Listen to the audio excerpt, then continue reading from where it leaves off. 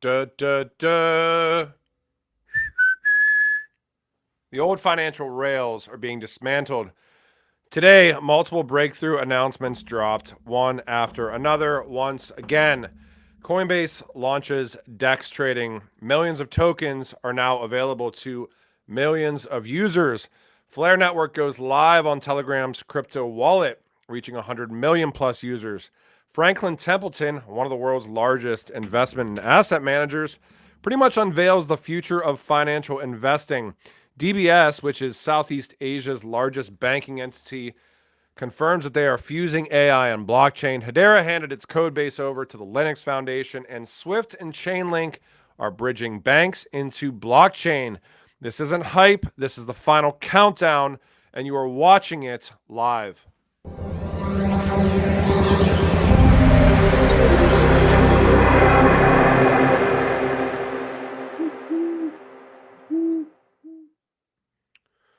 What is up, everybody? Solomon here. Super excited to be with you all today. Let's just hop right in because there's too much to get to. You can go check out all of these articles at genfinity.io. I'm going to start here. Coinbase launches DEX trading, millions of tokens now available to U.S. users. This is a huge announcement in and of itself because we know historically through crypto there have been a lot of areas of gatekeeping, different digital assets. Listing fees to launch on these centralized exchanges are acidine, and a lot of the time that comes on the back end of inside deals and all sorts of shenanigans that we talk about crypto eliminating, but, been here long enough to realize that a lot of this stuff still exists. Right inside of its main application to US users, this is now live, I believe, except for New York. This is powered by Base, which is Ethereum layer 2 with zero gas fees. Coinbase is covering network costs. Trades are routing through DEX aggregators like Uniswap, Aerodrome for optimal pricing and liquidity. This is unlocking, like I mentioned before, millions of tokens to Coinbase's 100 million plus users. No switching applications, no bridging necessary. For the first time, DeFi essentially built into a regulated exchange. A gateway to the future that is all just one click away. So pretty awesome there. I want to move on to this. Flare meeting Telegram. Flare Network now integrated into Telegram's crypto wallet, reaching over 100 million plus users overnight. The Flare ecosystem has also been absolutely killing it recently. This is not a sponsored mention or anything. However, their tranches of XRP have been going like hotcakes. That is not financial advice from me. I still haven't done it yet. I'm just mentioning what's happening because it's been pretty wild to witness. Now, users can deposit, swap, stake, Flare inside Telegram with no external wallets or exchanges required. This turns Telegram, one of the world's leading chat applications, into essentially a DeFi front door. And the emergence of social/crypto is definitely here. Crypto for the people and their favorite applications. I will mention real quick here, I did a podcast with Algorand, EZA, and Harvard. This was a hackathon that just occurred. And the Flare stuff kind of reminded me of this. One of the hackathon winners in here had built essentially a virality prediction market thing with predicting basically the virality of posts on platforms like Instagram and other platforms, and having that run through kind of prediction markets all on chain. I thought it was a really interesting use case. I think we've seen prediction markets be obviously absolutely massive, tying off into crypto right now. But I have not seen kind of a virality of posts. And we've seen a lot of different use cases come out for crypto social media wise that haven't made it. But I thought that was pretty interesting. MetaMask rewards program. So this is obviously major. I think a lot of people have been speculating on this for quite some time. But MetaMask officially announcing that they're launching Rewards Season 1 with $30 million in LINEA, which is essentially Consensus's token, reserved for users. Rewards will cover referrals, MUSD, which is a stablecoin, incentives, exclusive partner access, and perks for long-time users. Importantly, this is not yield farming, supposedly. This is a community-first rewards layer tied directly to MetaMask's future token plans. They are planning for a token as well. MetaMask already serves 100 million plus users, and they aim to reward loyalty. Pretty interesting here because this is one of I think the bigger ecosystem kind of rewards programs that we've seen in a long time. All right, DBS. This is AI plus crypto banking. DBS Bank manages $600 billion in assets. They're turning their core into a digital powerhouse. Essentially, you've got CEO Tan Su Shan. DBS has deployed 350 AI use cases already, delivering about $780 million in annual impact. Alongside, DBS operates its digital asset exchange, which is DDEX or DDEX, offers tokenized treasury instruments, and co-founded Partior with JP Morgan and Temasek, a blockchain interbank settlement network. This is the first woman to lead Southeast Asia's largest bank, by the way, as well. And the agenda is quite ambitious. And mentioning here, you better buckle up. That's a quote. A major global bank saying that the future is not only crypto, it's crypto embedded into finance. And just like what we've talked about countless times over on this channel, all of these technologies are about to converge. So you have AI, you have identity, you have blockchain and distributed ledger, Internet of Things, which we know is kind of now rebranded with crypto as DPIN. Very, very interesting times. All right, now this I think is probably, at least for me today, the most interesting thing that came out today. And this is coming out of the Franklin Templeton, so one of the world's largest asset managers.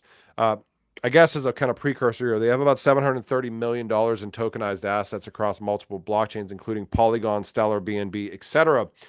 Their brand new portal that they just announced. So explore what we imagined for the portfolios of tomorrow. This is futureportfolios.com. You can kind of go through the history of investing here. 1970s to 2000s, they have it being labeled as set it and forget it. Portfolios of the past were designed to achieve risk-adjusted returns through stocks and bonds. Customization beyond the basics of investing was rare, leading us into the present, solutions that meet your goals. Flexible portfolios begin to take shape, driven by the growing importance of both passive and alternatives investments and powerful new advisor and consumer technologies. And you can kind of, scroll over all this stuff. Now they're leading us towards the future here. The portfolio of the future will be built from more than just financial gains. It will be crafted around the life of each investor and consider overall wellness and lifestyle optimization. No two portfolios will look the same, and new forms of utility will emerge. True portfolio personalization, dynamic advice, tokenized portfolios. Guys, this is one of the world's largest, essentially, investment managers, one of the largest investing entities on the planet, telling you the same thing that we've been talking about on this channel for years. And I've mentioned this multiple times, especially recently on the back end of all these interviews and everything else and watching what's happening with the convergence of tech. Number one, no one of us on the entire planet are in a similar scenario, whether that be from an investing standpoint or a financial standpoint, whether that even be from an educational standpoint. So when you think about the things that AI is going to intersect with, not only finance, but from an educational standpoint too, I believe in the future we're headed towards a society where they're customizing educational pathways for our youth, which is like drastically needed because the educational system in the United States, at least in the US, it is what it is. I won't say anything negative. I'll just say it is what it is. But from an investment standpoint, we are all totally different and in different situations, have different risk profiles. We have different life circumstances. And you're going to start seeing this customizable investment strategy. It's going to intermingle AI. It's going to do all sorts of stuff as well. Anyways, this is institutional capital going fully digital. And Franklin Templeton isn't projecting the future. They're literally building towards it today. And they're massive, as I mentioned before. All right, I want to move forward because I'm going to run out of time here. Canary Capital just filed an S1 amendment for Litecoin and HBAR spot ETFs. And they include the fees and the tickers, LTCC and HBR, which are typically the last things updated before go time. So when I say final countdown, for all of these ETFs, especially given the SEC's new standardized guidelines that don't require individual reviews for every single thing that gets through, as long as they meet the guidelines, it is quite literally the final countdown for a lot of these digital assets and cryptos. With shutdown, though, and this is government shutdown, as Eric Balchunas is mentioning, who knows, but these documents look pretty much finalized. Now, Eric, if you're not aware, is the senior ETF analyst at Bloomberg. He obviously is definitely a follow if you're interested in some of the ETF and financial product stuff that's coming out with crypto. And huge shout out to Tata as well. That's how I saw this today. Canary Files amended S1 for HBAR ETF. I think this was, I don't even know what day today is. It was yesterday or whatever. Too much news as usual. Also saw this come out. This is, so we always see, and I know, blockchain statistics for the sake of blockchain statistics, but I think developer activity is an important one.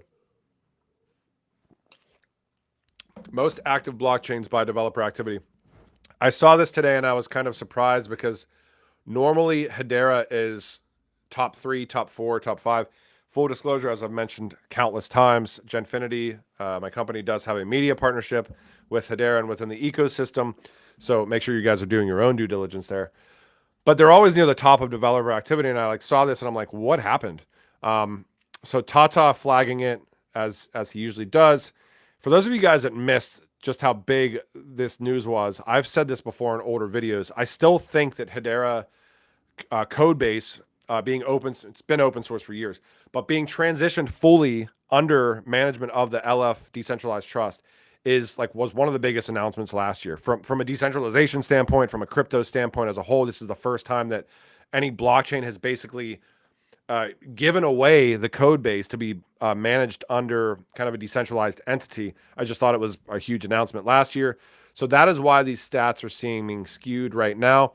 Looks like they're tracking the GitHub repo of Hedera and not the GitHub repo of Hiero, Hiero. But as you can see here, Hedera development has moved to Hiero, the open source DLT of the Linux Foundation's Decentralized Trust. Who are the members of the Linux Foundation's Decentralized Trust? Some familiar looking names. The premier members are DTCC, Depository Trust and Clearing Corporation, who, when you talk about quadrillions in derivatives, that's the entity. Also, obviously, ties with Chainlink and some of this other stuff that we've talked about multiple times. Hedera is also a premier member. Hitachi is also a premier member, governing council member as well of Hedera. And Shielded, which is definitely a newer one because as of a couple of months ago, this was just DTCC, Hedera, Hitachi. You can see all of the general members down below, and obviously really big names, as we always talk about. Chainlink, so give a shout out to Chainlink. Energy Web is on here. Hashgraph is on here. Ripple, I think, is here. Yeah, Ripple, R3, but you get the picture. So anyways, the reason that you might see some developer activity drop-offs is because these aggregator sites that are pulling from GitHub repos and public data might not be tracking the correct thing. They should be tracking Hiero. And I would imagine being, custodianship of the code base being under Linux Foundation's Decentralized Trust and LF Decentralized Trust. In the future, I would guess that you would see that developer activity really ramping up because essentially that's like not only open source, that's like open source on steroids. Is the way that I guess I would look at it. Because essentially any of these entities would be one closer step to the code base itself because of familiarity. So anyways, if I said familiarity correctly. All right, so I saw this too. Just a friendly reminder. This is from No BS Crypto. This guy I follow. I've seen some decent content from him recently. This will be online soon, and he's alluding to the SWIFT network and their 11,500 banks. This is tying directly on the back end of, I guess, the earlier MetaMask stuff too. I'm curious how this stuff ties together. But you can see, I think this is LINEA here, I believe, and you guys please correct me if I'm wrong. Then you kind of see Chainlink, the bridge, and flowing into pretty much all of these networks. So whether that's Near, Avalanche, or Optimism, whether that's Ethereum itself, whether that's Hyperledger Fabric, Corda, Quorum, you better believe Hiero would fall under this purview, but Hiero is not even private. So this could fall under something like HashSphere in the future. I don't know if Chainlink has integration with HashSphere or not. I would guess it probably does, but I'm not positive, and I might be wrong there. Anyways, still, I thought it was a pretty cool graphic, so I'm sharing it. Silver price is crazy. Gold price is crazy. And Yeah, it's been interesting. There's so much going on a consistent basis, but as I mentioned, Hedera's entire protocol consensus, software development kits, et cetera, et cetera, et cetera. All right, let me move forward. Canary, we went through Swift, 11,500 banks and pilot. So I guess for additional context here, since I pulled that image up, Swift's 11,500 global banks have already done pilots with Chainlink. So there's right now a UBS pilot. We know that Swift Sibos just happened. Chainlink was a very prominent member there. We've seen Sergey from Chainlink do a lot of stuff alongside Swift. We've seen Swift's chief innovation officer directly talking about Chainlink as well. But the pilot out of Swift, Chainlink, and UBS was to automate settlement of tokenized funds via existing Swift messaging standards, moving fiat and tokens in harmony. And I know all the ISO 20022 stuff kind of fully coming to fruition in November out of Swift too. All right, let me ramp it down here. In real world asset adoption news, value locked in RWAs jumped 19% this quarter, reaching 9 billion across protocols. And then if you kind of look at the bigger picture of RWAs, which I always try to bring up here for you guys, 33.52 billion RWAs on chain. This is as per RWA.xyz. This number is still 1,000% small because it takes it doesn't take the networks.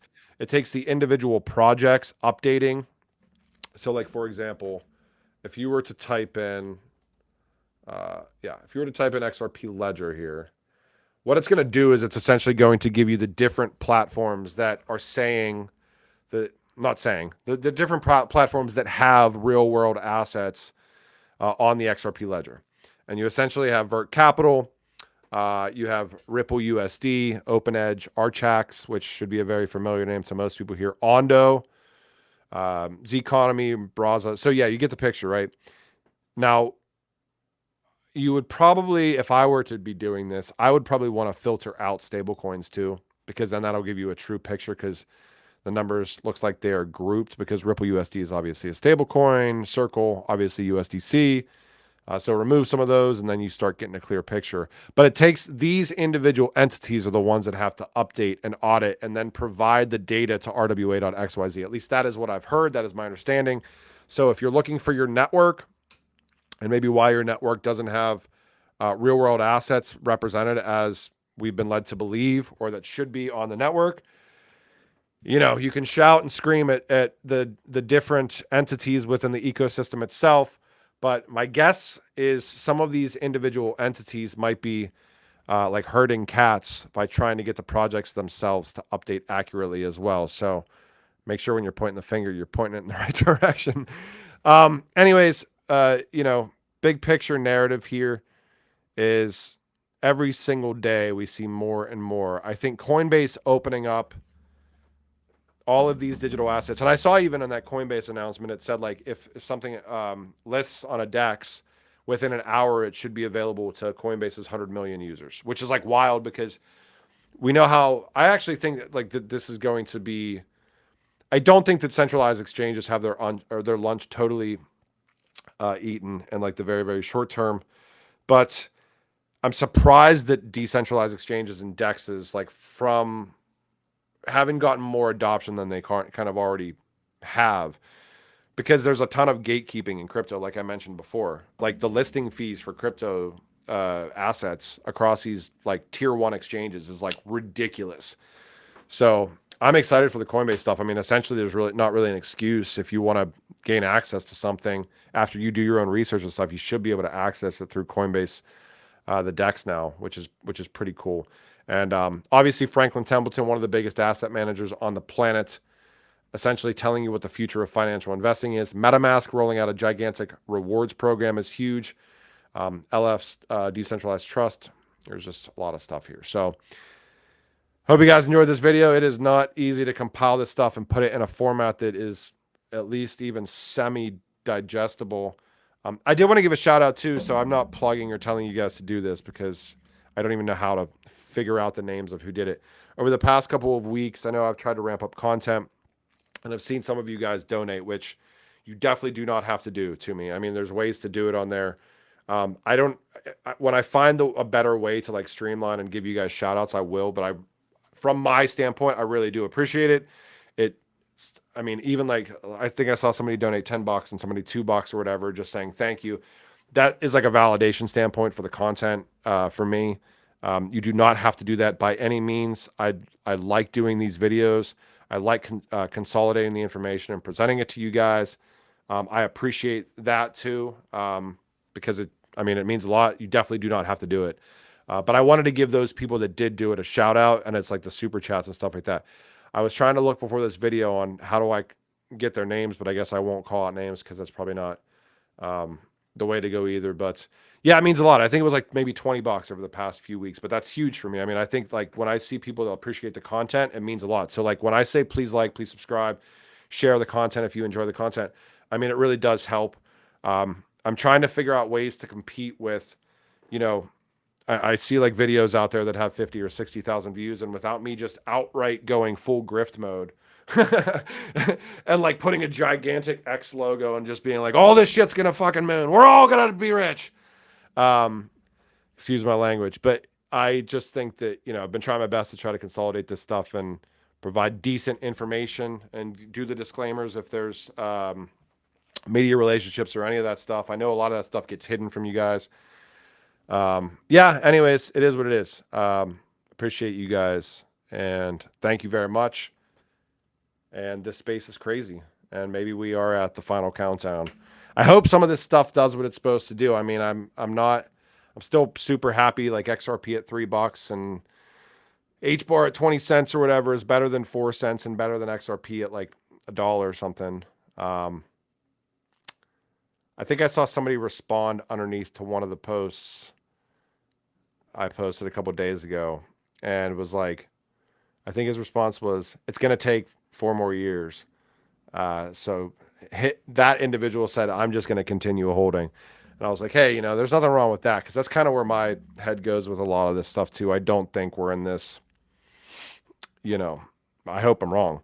If XRP went to 20 or $30, that would be freaking amazing. And any higher than that, hey, if some of the crazy conspiracy stuff starts happening, I mean, I am not going to like argue about the conspiracy stuff at all. I'll be super happy. I will like, if XRP goes to like $100, $200 and above, and like that actually happens, or ridiculously impossible numbers, I will be the first person to go and publicly validate the people that have been talking about that. I think who wouldn't do that. But anyways, yeah, I know I've been trying to do more of these videos. I hope you guys appreciate them.